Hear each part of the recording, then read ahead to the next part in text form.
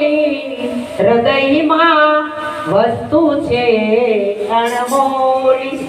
તો સંતો કહે છે પડ્યું છે અહીંયા ગોતે નહીં, અને ગોતે છેટે છેટે જેની સુરતા સુઘડ સમેટે એના ઘટમાં સાહેબ પેટે. પણ આપણી સુરતા કોને કહેવાય એ નથી ખબર. હજી તો આ જગતનો જીવ ગુરુ શરણે ન ગયો હોય ત્યાં સુધી વૃત્તિમાં ભટકે છે. ઘડી કાયા ઘડી કાયા ફાફા મારીને આપણે દરિયાના કાંઠે જઈ દરિયાની લહેર લેવા, પણ કોઈએ કીધું દરિયો દેખાય છે, કાં તો ફીણ દેખાય, કાં લહેર આવે, કાં તરંગ આવે, કાં બુદબુદા થાય, દરિયો તો દેખાતો જ નથી. એવી રીતે આ દિવાલની અંદર આપણે એમ કહીએ આરસ મઢ્યા છે, આમાં ફિટિંગ કર્યું છે, આમાં કલર કરાયો છે, પણ આ દિવાલ બની છે ને 5 તત્વની: ઈંટું, કપસી, રેતી, સિમેન્ટ અને લોખંડ. હવે આપણે આ ભૂપતભાઈનું 5 વર્ષ પહેલા અહીંયા કઈ અસ્તિત્વ જ નહોતું.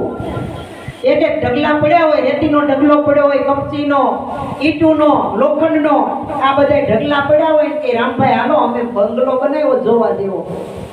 આવીને જોવે તો ઢગલા પડ્યા હોય, મોહ લાગે, એને બંગલો કહેવાય?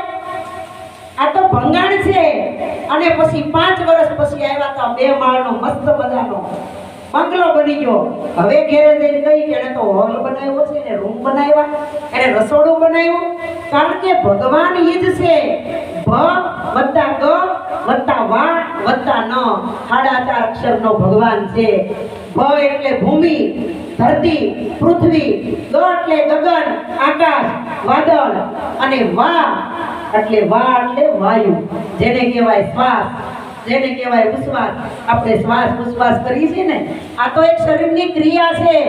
ઘણા એમ કે ઓહમ સોહમ ભજ્યો, આજ નહીં તો કાલ પરમાત્મા મળશે, પણ જન્મારો વયો જાય તોય મળે એવી રીતે? ઓહમ છે એ શ્વાસ લેવાની ક્રિયા, સોહમ છે એ શ્વાસ છોડવાની ક્રિયા, પણ બેની વચ્ચે મારું તમારું સ્વરૂપ સમાયેલું છે. ઈ કોક સદગુરુ મળે ને તો સમજાય, નકર સમજાય નહીં. અને ગ ભ ગ વા અને ન કહેતા નીર, જલ, પાણી, જે કઈ આ 4.5 અક્ષરનો ભગવાન છે.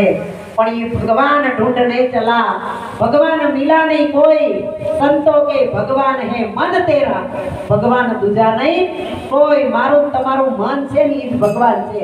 પણ મન કેવું છે આપણું? હરાયા ઢોર જેવું, સવારનું નીકળી જાય, સાંજ સુધી રખડે, આ પૂતળા લઈને બધાય બેઠા છે, પણ આપણા મન ક્યાં ફરતા છે પોતપોતાને ખબર હોય. હે શરીરથી બેઠા, પણ જ્યારે મન ભજનમાં બેસશે ને ત્યારે મનની અંદર ભજન ઉતરશે. ત્યાં સુધી ભજન ઉતરશે નહીં. એટલે આ જગતની અંદર સદગુરુ ધારણ કરવા પડે.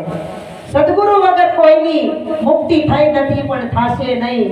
પણ સદગુરુ કેવા કોને, અને સદગુરુ કેવી રીતે મળે, અને સદગુરુ મળ્યા હોય તો પછી એની સ્થિતિ કેવી હોય એ પણ સંતો बतावे.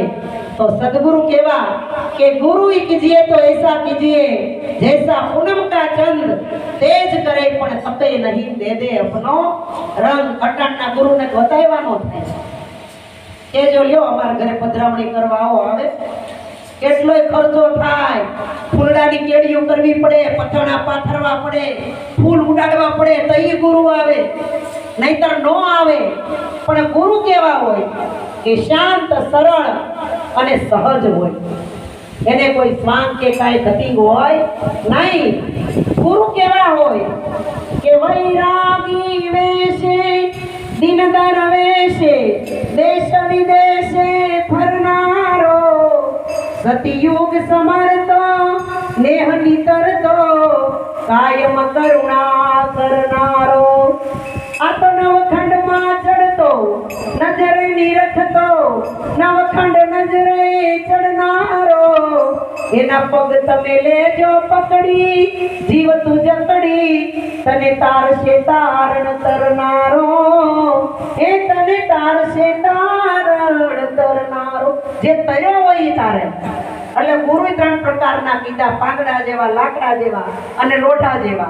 હવે પાંદડા જેવા ગુરુ, તમે પાણી આલ્યું જતું હોય, મોટું પાંદડું ભાળો, તમને પાણી ઉપર બેસી જાય તો સામે કાંઠે વહી જાવ, જેવા બેવા જાવ પાંદડું ખહી જાય, તમે ડૂબી જાઓ આ ગુરુ કામમાં આવે